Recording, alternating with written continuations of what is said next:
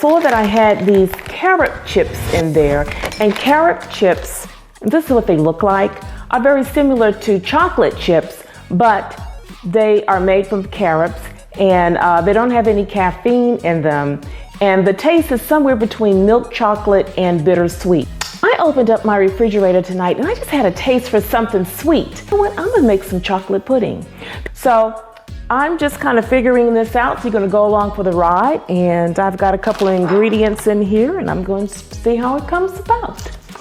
So my very first ingredient that I'm gonna use is this one whole package of silken tofu. So I'm gonna add one whole package of the silken tofu.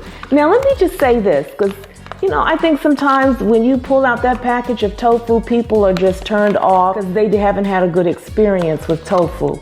Yes, you have to add things to the tofu to make it taste. It is a good base, and what I like about it, it is very economical. There's no saturated fat, there's no cholesterol, and very, very, very low in sodium. Keep watching for the after party, where I talk more about good living.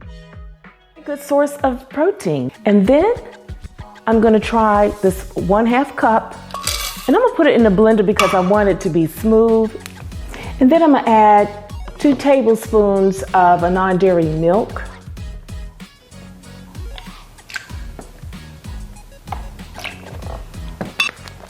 I had some sweetened coconut, so I'm gonna try that. And I'm gonna go with about 1/2 cup of sweetened coconut.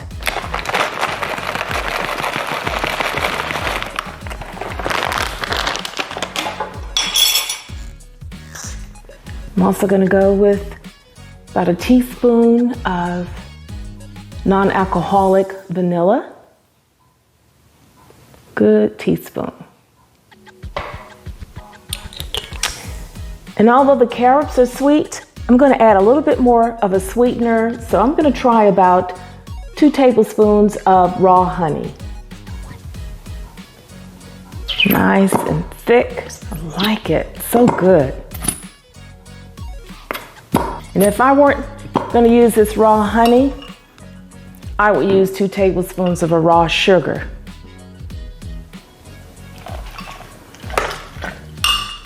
I think that's gonna be wonderful. May have to add a little more milk, but we'll see. Now, this is something that I haven't tried. So I'm gonna try this, and it's called Chatfield's Premium Carob Powder. 2 tablespoons of this. What do you think? 1 or 2? I'm gonna go with 2, okay? So let's go with 2 tablespoons, because it's gonna be chocolate. It's gonna be wonderful, I believe. Well, let's see. May have to add a little more milk, but I don't know. May be good enough as it is.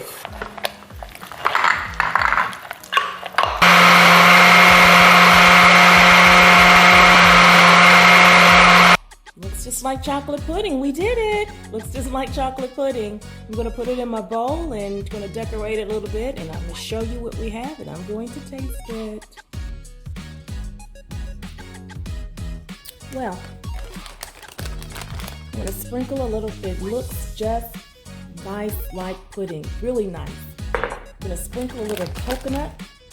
I had considered cream or some Cool Whip or something like that, or a whipped topping, but I decided I'll just put some more coconut shreds on top. Made a mess here, wipe that up.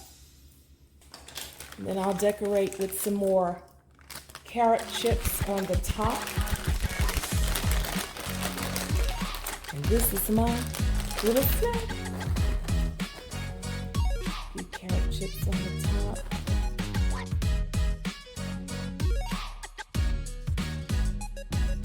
A quick drive-through on caffeine.